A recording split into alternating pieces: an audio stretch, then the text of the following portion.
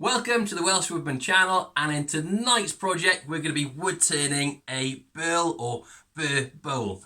So we're going to have a look at what burls are then and why they're caused in trees. Then we're going to get the chainsaw out, cut this off and start turning.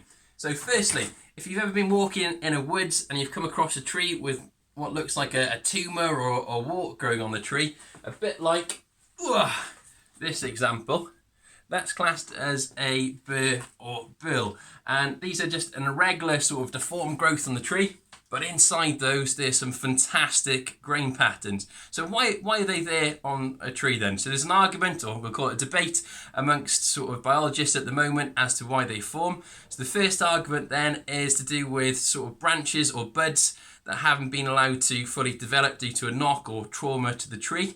The second argument then is based along insect infestations in the tree or fungal attacks attacking the tree. Now there's some substance to this argument, as groups of trees with burls on tend to have a fungus or an insect infestation that have been found. The last one then is down to genetic predisposition, so to do with the pollen count in the air and the amount of sort of minerals or different minerals in the soil then. And again, there's some substance to this argument, as groups of trees with certain pollen counts or certain minerals in the soil have developed these burls. But biologists haven't been able to sort of scientifically recreate burls that are found in nature. So we're just going to get the chainsaw out now, slice it off the tree, and then we can get on with some turning.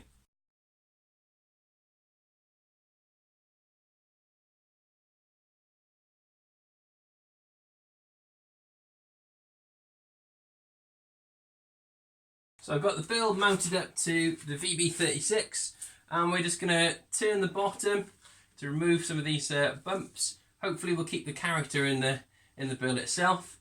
Put a little tenon on the bottom, flipping round, then we're going to turn the inside. And we're going to be using a bowl gouge with a swept back grind to do some pull cuts just to remove material quickly. And I'm going to be using a power respirator then to protect my eyes and lungs.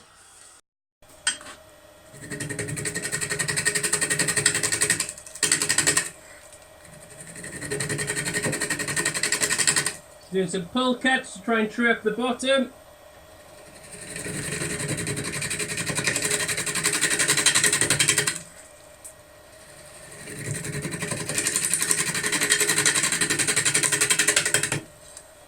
Some push cuts then to try and get rid of some of the mass on the side.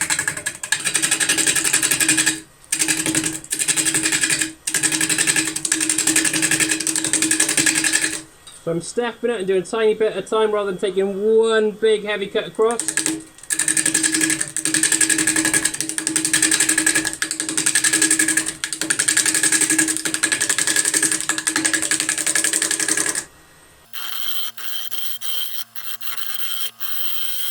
I think I'm going to keep some of that bark as well into the design rather than getting rid of it. It's going to give it a bit more character to the piece, I think. We can see these bird's eyes, they're called, coming through there into the grain.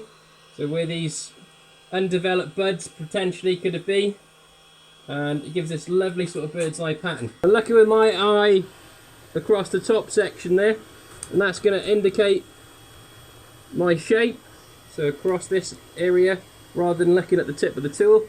So here's the finished sort of profile shape, and if we put you around the sides, you can see I've sort of established where my rim's going to be. The little foot I've turned on the inside of this where I can expand my pin jaws into. And all I've got left to do now is a little bit of hand sanding to sort of blend in some of these tool marks. After we do that, we're going to put a finish over the top, sanding sealer and wax finish again for this one. So I've sanded him up to 300 grit. We're going to be using a cellulose sanding sealer to seal the grains of the wood. Then we're going to apply a Fiddy's wax finish over the top. And this is where the lovely grain pattern should start to pop. All these beautiful features start coming out. So it's the exciting bit. And this is why burls are sort of treasured amongst woodworkers. for this gorgeous grain pattern that can come out. So especially these bits, so these little eye bits coming through. So on the bark sort of inclusion bits, just dab in it so it absorbs nice and neatly into the grains. Turn it on to buff it up. So any bits of paper towel then, I can get those out with an old toothbrush. So we're going to be using a Fiddies & Son Supreme Wax finish over the top, and I really like this as a product because it comes as more of a cream than a hard wax, so you can easily sort of blend and rub this into all your pieces.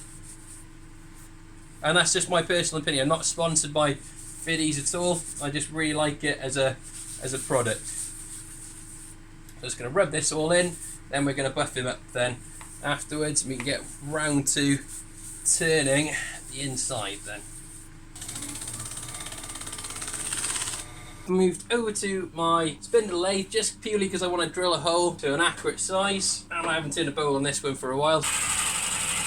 And this is just going to make it easier because we're not sort of going past the centre point. That's where you can get some nasty catches. Now the reason I've gone over to my spindle lathe as well is because I can actually put a centre in, and as I'm removing quite a bit of material from the top, it's going to be supported by this centre point. I'm using a cone centre rather than a ring centre this time, just because it gets a better grip around the outside of it. There we go, lock him into place. We can turn him on now, and you can see that's fully supported then by the tailstock.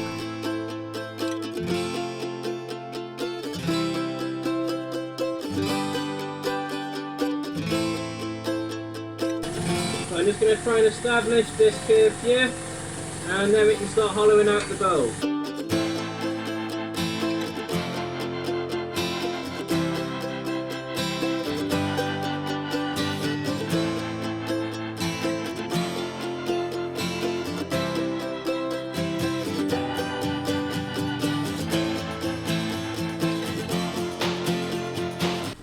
Take a little bit more away, then we can finally get rid of this tailstock as we come around to turning the bottom. There's got quite a sharp point there. I'm going to blend that in with a bit of rough sandpaper rather than doing it with a tool, just less likely to get a catch then.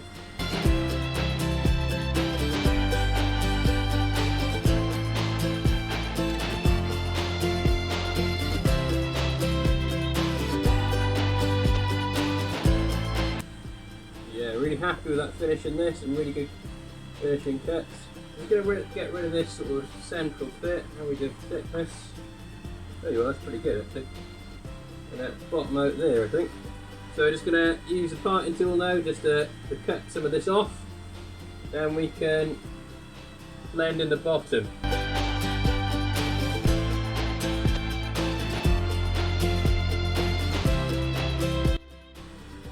We've got the inside profile all turned out nicely. Just going to do some hand sanding now to get this all smooth and blended in. Then we're going to apply the finish and we'll be done. So we finished all the sanding now, so we're going to do our sanding sealer and wax finish over the top.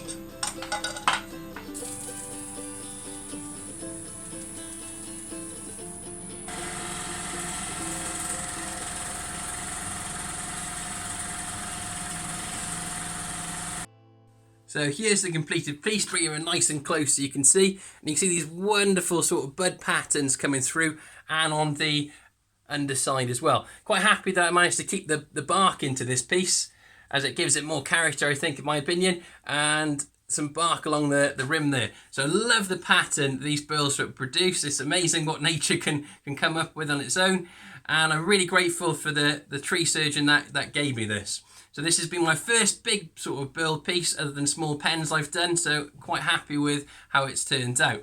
So I hope you've enjoyed tonight's project. If you have enjoyed tonight's project, please consider supporting me in subscribing to my channel. It doesn't cost you anything, but it allows me to get more videos your way. So I hope you have a great night. Diolch yn fawr, nos da.